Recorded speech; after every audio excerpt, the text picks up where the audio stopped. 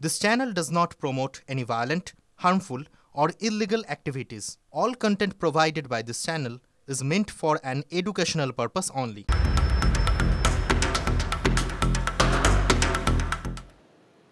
আর এই গরমে দেশ জুড়ে তাপপ্রবাহের আশঙ্কা রয়েছে এবছর। কেন বলছি? তার কারণ এবছর বেশিরভাগ রাজ্যেই থাবা বসাতে পারে গরম এবং তাপপ্রবাহ। ভোটের মধ্যেই রাজ্যে রাজ্যে তাপপ্রবাহের আশঙ্কা। মঙ্গলবার থেকে কর্ণাটকে শুরু তাপপ্রবাহ, আজ থেকে বাংলাতে তাপপ্রবাহের আশঙ্কা রয়েছে। 41 থেকে 42 ডিগ্রিতে পৌঁছতে পারে সর্বোচ্চ তাপমাত্রা। কিভাবে বাঁচবেন? বিশেষ সতর্কতা কেন্দ্রীয় স্বাস্থ্য মন্ত্রকের। আজ তাপপ্রবাহ নিয়ে বৈঠকে কেন্দ্রীয় স্বাস্থ্যমন্ত্রী। হিট স্ট্রোকে মৃত্যু ঠেকাতে প্রচার শুরু করলো স্বাস্থ্য মন্ত্রক।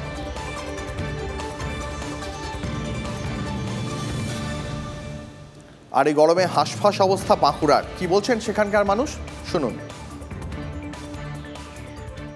আমাদের কোনো প্যাসেঞ্জার নেই, রোদে বসে আছি কদিন ধরেই, কোনো প্যাসেঞ্জার নেই।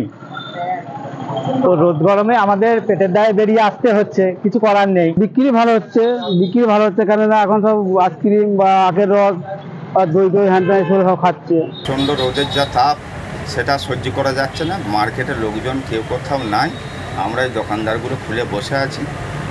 বিশাল চাপ, বলে বোঝানো যাবে না। এরকম করলে মনে হয় এবার দোকানগুলো সব বন্ধ করতে হবে। আসি পরের খবরে। ধূপগুড়িতে তীব্র মৌমাছির আতঙ্ক। এক ঝাঁক মৌমাছির হামলায় আক্রান্ত পুরো এলাকার 8 বাসিন্দা। মৌমাছির পাল তাড়াতে আসরে পুলিশ ও দমকল। সূত্রের খবর, সকালে ধূপগুড়ির 13 নম্বর ওয়ার্ডের শ্রীনগর কলোনিতে আচমকায় এক ঝাঁক মৌমাছি বেরিয়ে পড়ে। তাদের ফোটানো হুলে রীতিমতন অসুস্থ হয়ে পড়েন পথ চলতি মানুষ।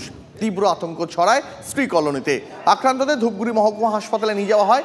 5 জনকে প্রাথমিক চিকিৎসার পর ছেড়ে দেওয়া হলেও 3 জন এখনো হাসপাতালে ভর্তি। মৌমাছির চাক খুঁজে তাদের তাড়াতে চেষ্টা করছে পুলিশ ও বন দপ্তর। দেখছেন সেই ছবি। বাজারে যাওয়ার জন্য বেরিয়েছি, রাস্তায় যখন সাইকেল নিয়ে আসতেছিলাম তখনই মৌমাছি ধরে গেছিল। কতগুলো মৌমাছি আক্রমণ করছে আপনাকে? আমাকে প্রায় 50টার উপরে। কোথাও কামড় দিয়েছে? মাথার মধ্যে, কানের মধ্যে, হাতের মধ্যে।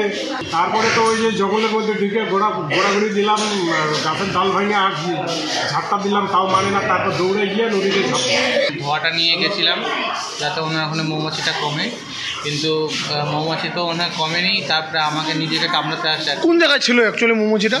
ওই যে 13 নম্বর ওয়ার্ড শ্রীনগর কলোনি ট্রান্সমিটার যেখানে আছে ওখানেই আর কি উনি ছিলেন আর কি। ওখানে মৌমাছিগুলো প্রচণ্ড পরিমাণে আসছে।